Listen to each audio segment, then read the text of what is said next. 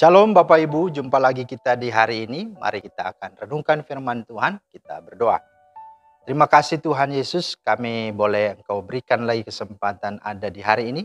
Kami hendak melandasi dengan firman-Mu, karena firman-Mu pelita dan terang bagi langkah dan jalan kaki kami. Demi Kristus Yesus kami berdoa. Amin. Bapak Ibu, firman Tuhan kita terambil dari Lukas 17 ayat 21. Juga orang tidak dapat mengatakan, lihat, ia ada di sini atau ia ada di sana. Sebab sesungguhnya kerajaan Allah ada di antara kamu. Itulah firman Tuhan yang menjadi dasar renungan kita pada hari ini.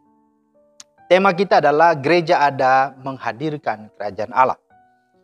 Nah, ketika orang-orang Farisi bertanya kepada Yesus, kapankah kerajaan Allah akan datang?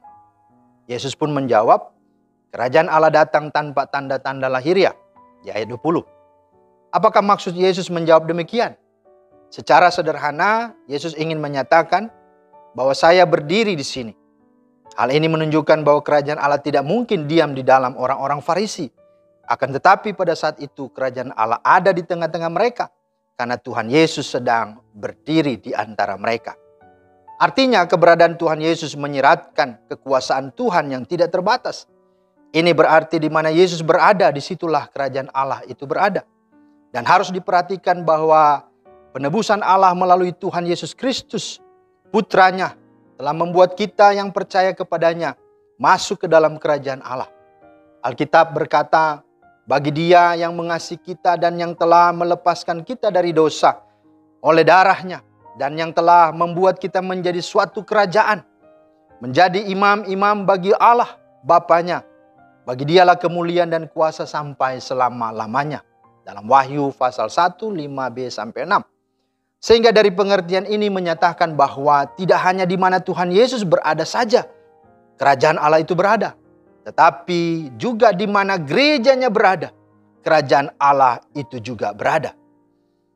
Artinya orang-orang percaya, orang-orang yang beriman, orang-orang Kristen, di sanalah sesungguhnya dinyatakan kerajaan Allah itu. Artinya gereja adalah tempat persekutuan. Tempat di mana sungguh-sungguh Tuhan Yesus bebas menyatakan kehendaknya. Bebas bersekutu dengan gerejanya. Dan sebagai gereja orang percaya atau orang Kristen, harus juga bebas. Harus juga cuma-cuma. Harus juga tanpa syarat, tanpa pamrih. Untuk menghadirkan dan menampakkan kerajaan surga itu di dalam dan melalui dirinya. Nah, seperti apa hal kerajaan sorga itu? Roma 14:17 berkata, sebab kerajaan Allah bukanlah soal makanan dan minuman, tetapi soal kebenaran, damai sejahtera, dan sukacita oleh Roh Kudus. Dengan kata lain, ketika gerejanya atau orang percaya hadir menyatakan dan memperjuangkan kebenaran, membawa misi perdamaian atau damai sejahtera, serta sukacita bagi mereka yang papa, bagi mereka yang miskin, yang susah, yang telanjang, yang sakit, yang menderita, serta yang menjadi korban ketidakadilan. Maka sesungguhnya kerajaan Allah sudah dihadirkan gereja.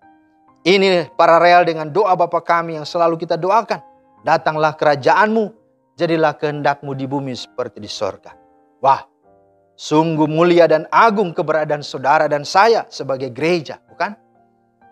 Maka dengan kebenaran firman Tuhan ini hendak menyadarkan dan memotivasi kita yang adalah gerejanya, bahwa yang terpenting bukanlah hanya hadiah atau posisi kita dalam kerajaannya, melainkan yang terpenting adalah fungsi kita sebagai gereja, yakni apa peran yang dapat kita perbuat dan lakukan dalam rangka membawa kerajaan Allah itu turun ke tengah-tengah manusia di bumi saat ini, untuk akhirnya kita bisa melihat kebahagiaan.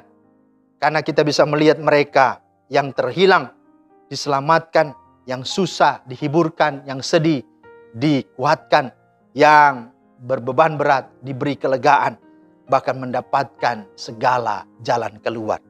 Itulah sesungguhnya indahnya keberadaanmu sebagai gereja, sebagai orang-orang percaya yang dihadirkan Tuhan. Di dalamnya kerajaan Allah nyata. Tuhan Yesus kiranya menolong dan memampukan kita. Amin.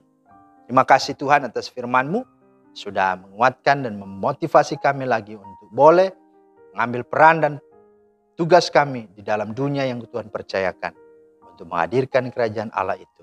Karena kerajaan Allah itu ada di dalam hati kami. Demi Kristus kami berdoa. Amin. Demikianlah firman Tuhan hari ini, kiranya menjadi berkat. Selamat beraktivitas, Tuhan Yesus memberkati. Shalom.